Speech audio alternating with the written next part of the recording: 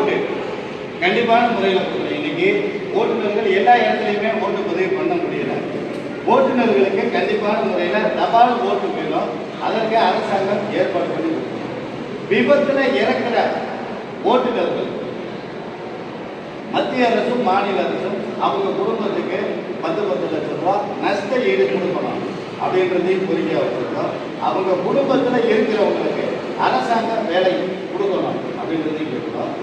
இப்போ விபத்து நடந்துச்சு அப்படின்னா ஓட்டுநரை இன்னைக்கு பொதுமக்கள் தாக்கி அதில் ஏகப்பட்ட ஓட்டுநர்கள் இறந்தவங்க இருக்காங்க.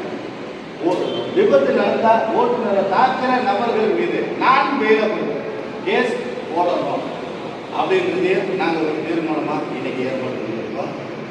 இதன் வழியாக நம்ம சங்கத்தில் மொத்தம் 1 லட்சம் உறுப்பினர்கள் வச்சு இன்னைக்கு திருப்பூர் மாவட்டத்தில் இந்த கொள்கை விளக்க பொதுக்கூட்டத்தில் இந்த தீர்மானங்களை முன்வைச்சிருக்கோம். அரசாங்கம் நாங்கள் வச்சிருக்கிற இந்த கோரிக்கைகளை நிறைவேற்றி கொடுக்கணும் அப்படின்றத நாங்கள் நன்றி.